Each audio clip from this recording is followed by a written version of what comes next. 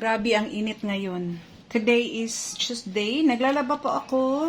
I'm halfway na sa aking labahin pero ang dami kong hugasin doon sa aking lababo. Sobrang init. Inuna ko yung paglalaba kasi sayang yung init para agad-agad na natutuyo ang ating mga labahin.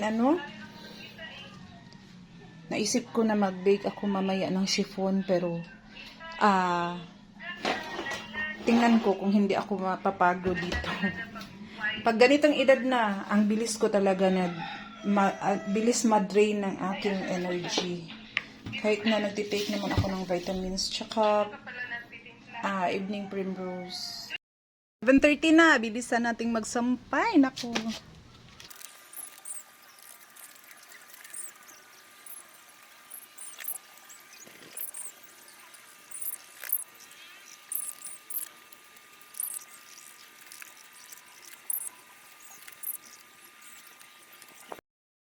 Nag-stop muna akong maglaba. Anyway, naka-dryer yung aking, nagsalang ako sa aking dryer para lalong madali lang siya talaga mag-dry. So, muna ako, kakain muna ako ng tanghalian. Baka tayo ay mapapasma, mahirap na. So, kain po tayo. Meron po akong kanin at saka munggo lang. Enough na ito para sa akin. Meron ako ditong meron kaming ulam na seaweed. Pero hindi ako pwede kumain kasi meron siyang suka. Meron din ako doon ham. Pero kumain na ako kasi ng isang manipis na slice kaninang umaga. Kaya hindi na pwede. Mataas kasi yung sodium content ng mga canned goods.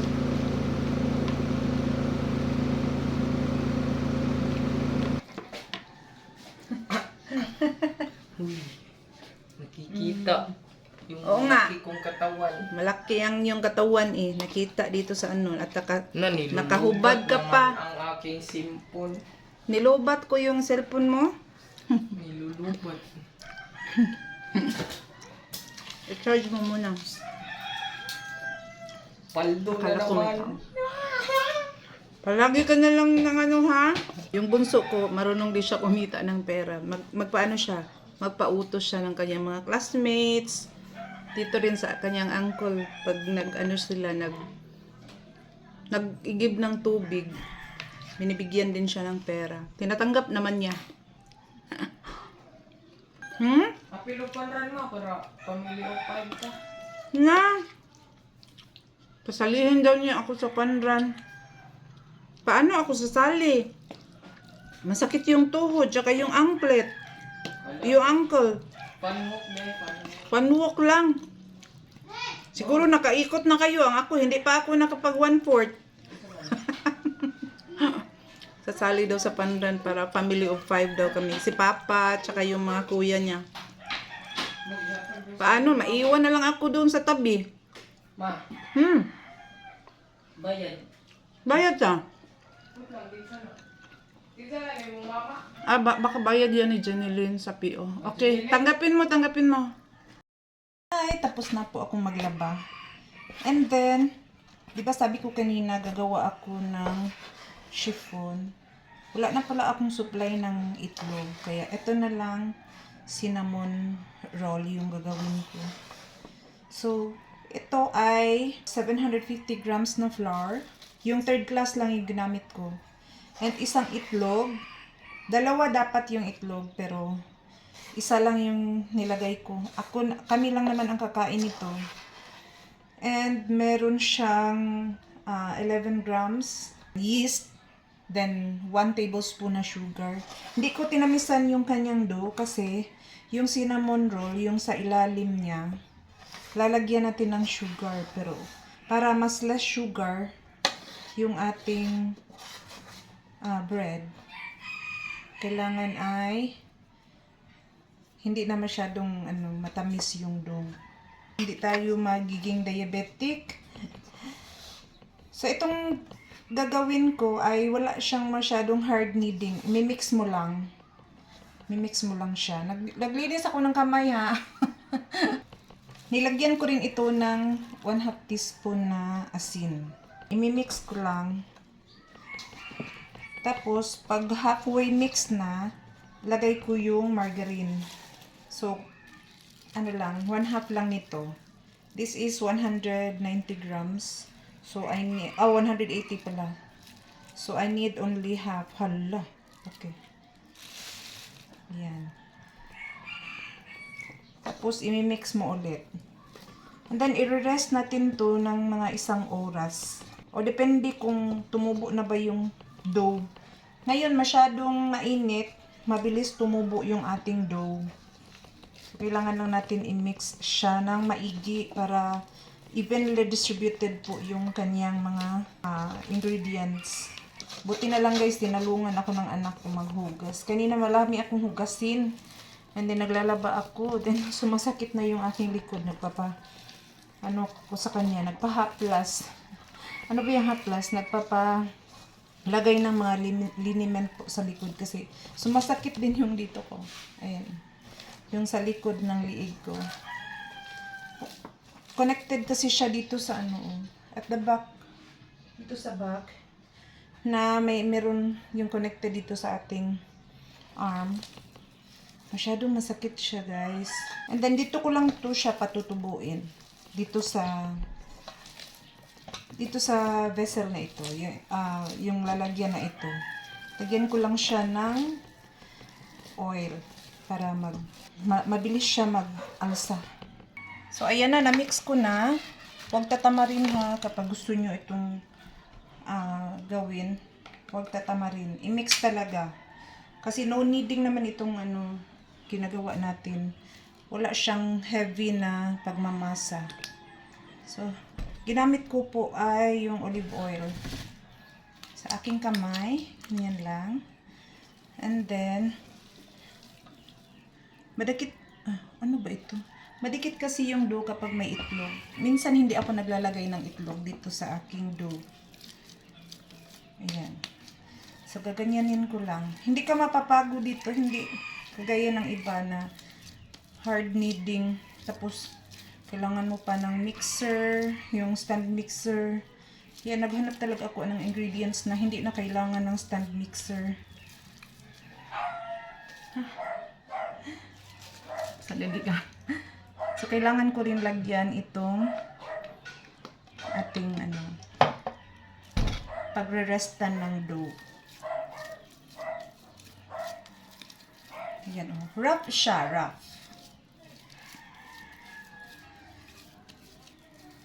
And then, itataob ko lang dyan para makakuha siya ng oil and balik ulit sa kanyang dating hugis. Position pala.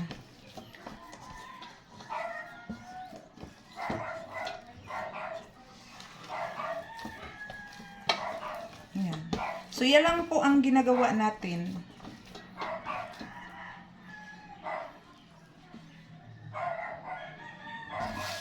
Lagyan ko ng konting oil dito. Ayan. Asan na ba yung aking cover nito? Wala yung aking cover. Kailangan ko yung cover na glass. Ayan, ito. Cover niya. Meron siyang singawan ng konti. Para makita ko kung tumubo na siya. And, mag-timer na tayo. Simula ngayon, mag-timer na tayo. Meron ako ditong konti na lang yung aking cinnamon powder. Yan, pero kasya pa ito kasi I only need 1 tablespoon. Pag hindi kasya ay walang swerte. Parang 1 tablespoon lang to or less than 1 tablespoon ata. Then kailangan lagyan pa naman ng mga sugar. So, I'll be back after siguro mga 1 hour or less than 1 hour.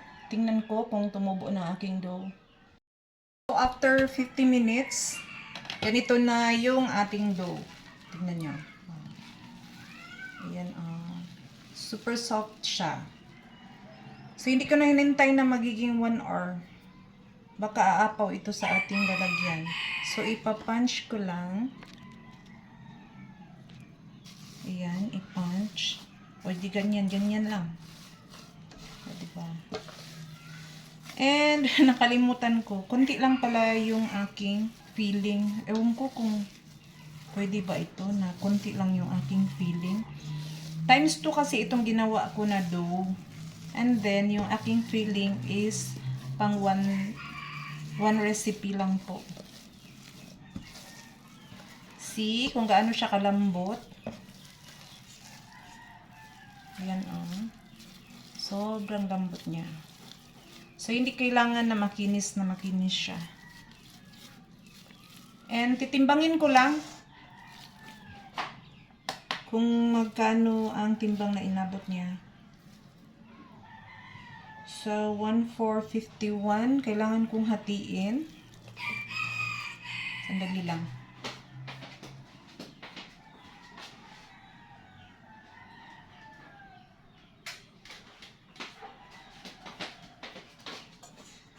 Hatiin ko muna. So, 1,4, more or less, mga 700.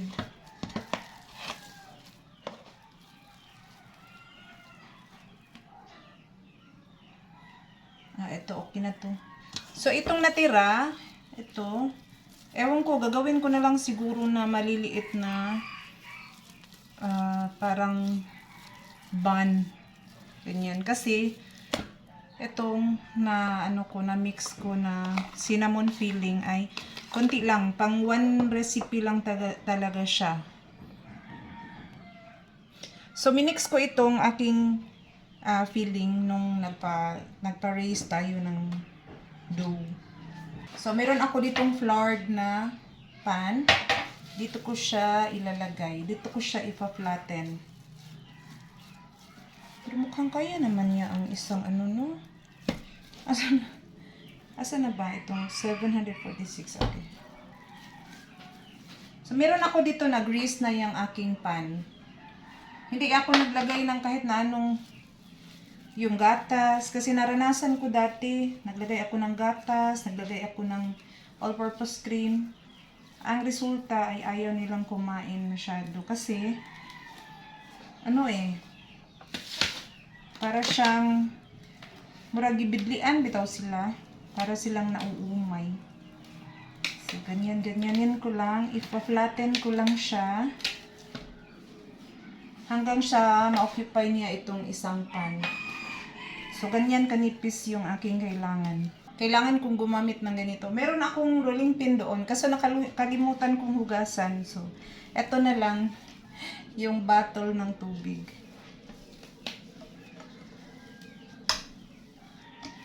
Para madali siyang mag-flatten. Madali siyang mag-scatter. Itong natira, yung kalahati, siguro gagawin kong bun and easy lang naman gumawa ng topping na matamis. Kasi yung ating dough ngayon ay talagang less sugar. 1 tablespoon lang talaga yung sugar na inilagay ko. Kasi mag-filling naman tayo ng sugar din. Medyo matagal po itong process na ito, yung pagpapakalat. Kung minsan tinitignan natin yung nagvi-video, nag-tutorial, ang dali lang pero matagal siya ipakalat Kailangan mo pang i-even.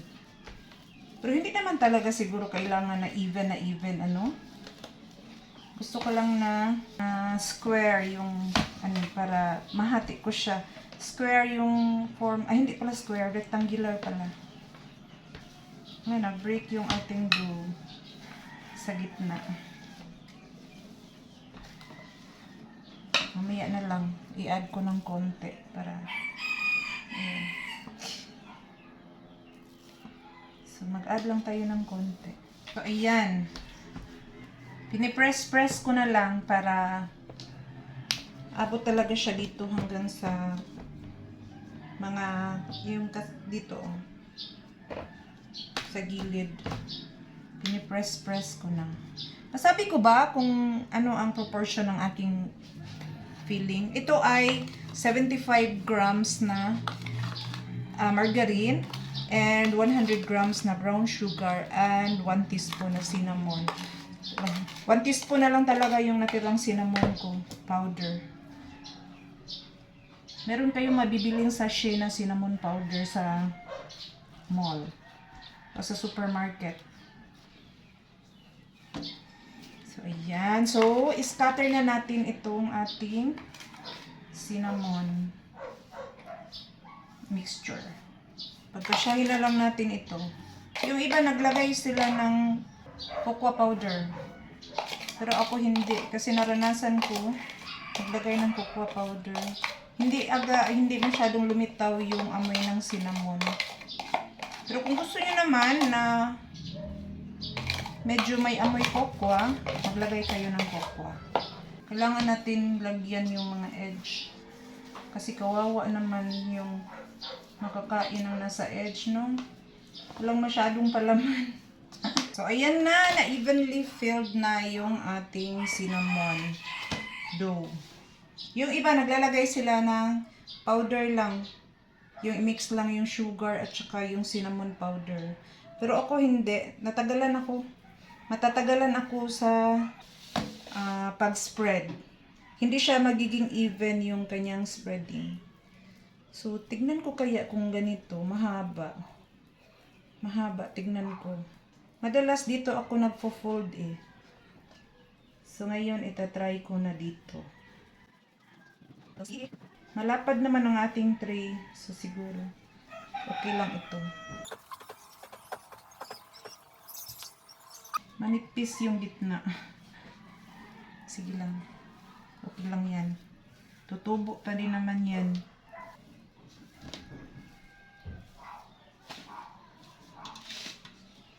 Ayan.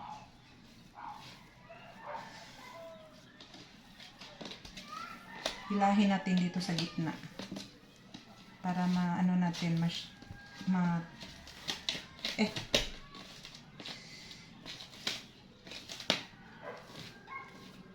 Ayan. Ayan na ang ating cinnamon roll. And then, kailangan ko itong hatiin. Ay, saan bang yung ating cutter? Kailangan kong hatiin ng 12 pieces. Kasi, 12 yung laman ng 1, 2, 3, 4, 5, 6, 7, 8, 9, 10. Ah, hindi pala. 16 pala. 16. So, hindi na lang siguro 16. Baka 12 na lang. No? Ewan ko. 1. So, kung 12, kailangan natin ng 6. Paano ba ito natin? 1, 2, 3, 4, 5, 6. 1, 2, 3, 4, 5, 6. O, ayan. So, 1, 2, 3, 4, 5, and 6. O, see? Meron tayong palatandaan. Uy. Ano naman ating kutsilyo eh. Kailangan kong gumamit ng ibang kutsilyo para straight. Ayan.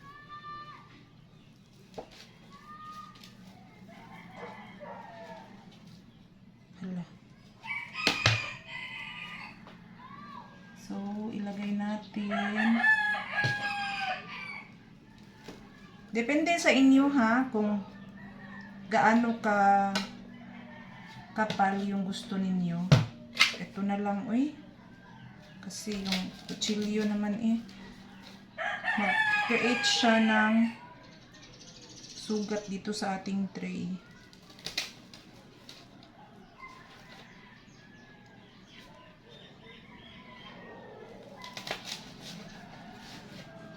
Ay, nabungkag.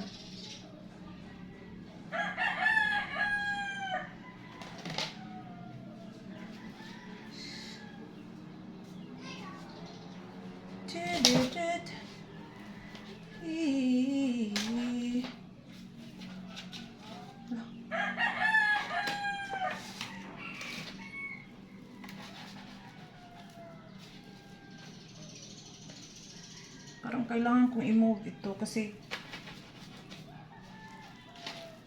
tight yung kanyang setting.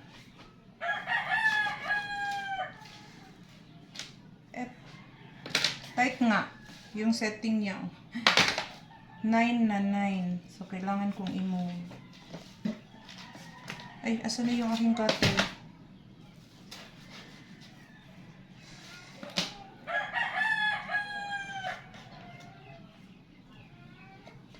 So, move kayo dito. Move. I-adjust lang natin. Para... So, ayan. Lah, umiyak na naman ang aking apo. Palagi na lang umiiyak ang aking apo. Bakit kaya? Kanina, nagsumbong siya sa akin. Inaway daw siya ng kanyang mama. Palaaway naman ang kanyang mama. Uy. So, yan po ang ating cinnamon roll. So, kailangan natin ipa-raise ito. Kailangan natin ipa-proof. Hanggang sa mag-tighten na siya. Yung ma-full na yung ating tray. Kailangan ko siya ilagay dun sa oven na hindi naman umandar.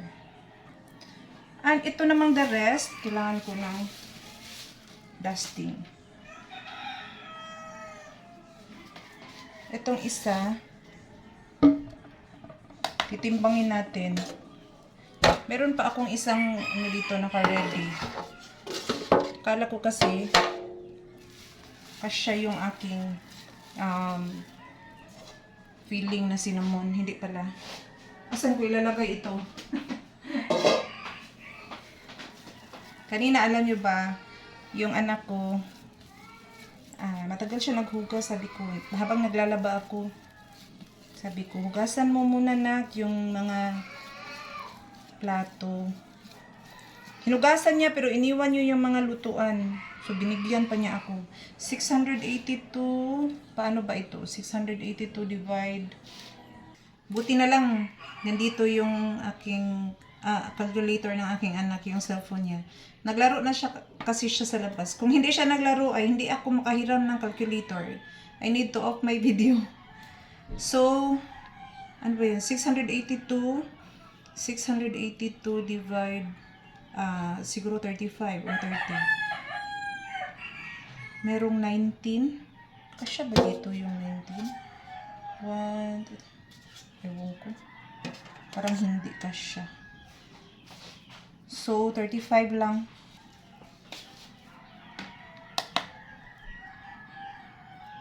Ah, 40 na lang. 41. Huwag nang ma-stress. 40, 41. Okay lang yan. Ayan, meron akong 17 na tigpo 40. Isi-circle ko kaso lang umaalog-alog yung aking camera. So, babalikan ko kayo pagkatapos kong mag-circle. Sandali lang naman ito. Ayan lang, ganyan lang. Tapos ililagay dito. Ayan. So, hindi nagkasya dito. Merong 3 na tira. So, dito ko inilagay sa isang maliit na pan. So, mag-proofing muna tayo. Ready na ang ating cinnamon roll. Just kaka-shiny ng aking fest. So, pero isasabay ko na siguro yung isa kasi nagano na rin siya, nag-proof. Siguro halfway nito ay isasabay ko yung isa, yung mga buns. So, nag-preheat lang ako ng 200 ito ngayon. Tapos, ibababa ko ng 180. Tapos, isasalang ko ito. Then, after 10 minutes, ibababa ko ng 170. Hindi standby yung aking temperature. So, 30 minutes itong nilagay ko na timer. And, after 10 minutes, pag off na ng kanyang heating rod, yung heating rod niya ay parang baga, no? Pag off, ibig sabihin na-reach na niya na yung desired na temperature. So, para bumilis umalsa yung ating bread, kailangan high yung temperature muna, tapos ibababa natin ng bahagya. Tignan mo, oh. Uy, nag-alarm na naman! Palagi na lang nag-a-alarm yung aking tubig. Kasi every hour, nag-a-alarm yan. At 15 minutes before kain, nag-a-alarm din. So, antay lang tayo na mag-heat yung ating oven. Pinapawisan ako. Kasi nag-map ako dito sa kusina habang naghantay ako na mag-heat yung aking oven.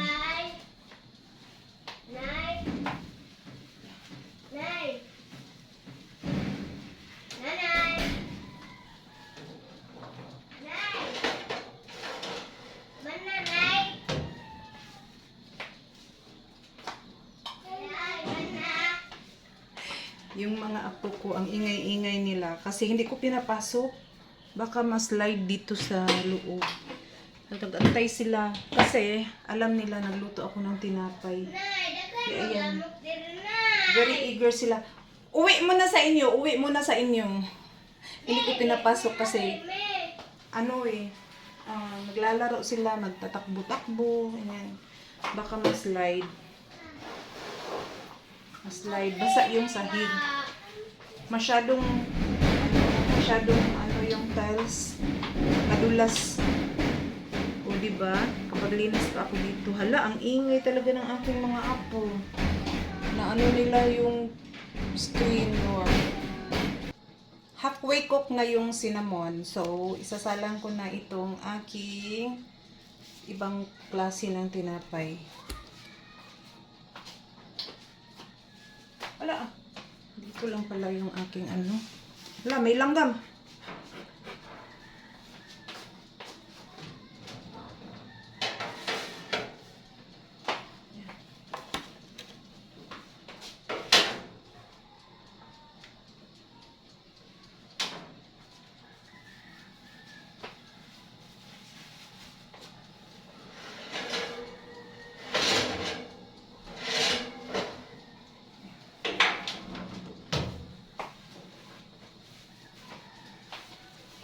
So, yung cinnamon is 20 to 25 minutes. So, nakaset lang yung aking, simula ng isa lang ko, 20 minutes lang. So, tingnan natin kung dagdagan natin ng 5 minutes. Nag-off na yung aking oven. I-check ko muna. Kailangan ko palang dagdagan. Kasi merong iba na wala pang, hindi pa naluto.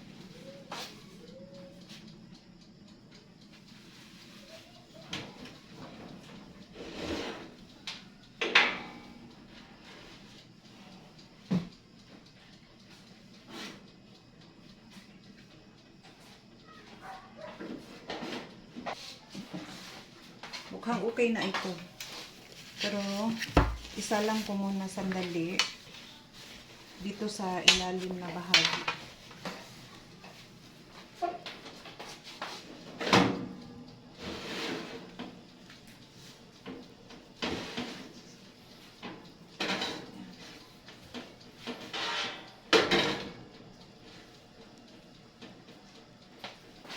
So, ini-interchange ko.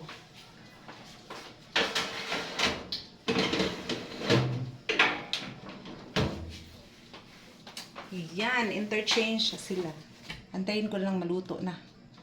Kasi yung mga apo ko, antay ng antay Gusto nilang pumasok dito. Kaso naglinis ako. Basa yung floor. Kaya nilock ko yung door. Hindi naman yung pagpasok dito yung gusto nila. Yung tinapay po ang gusto nila. Ayan, kinuha ko na. Baka mag-dry.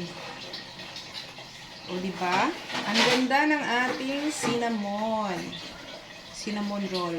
Pwede itong palamigin, tapos lagyan ng toppings. Pero sa amin, hindi na. Gastos na. And matamis na rin and creamy.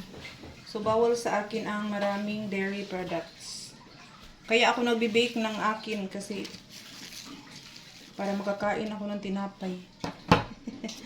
Bye! Thank you so much for watching. Hindi ko nahintayin maluto yung isang klase. Kasi masyado nang mahaba yung ating video. Babush! Thank you so much!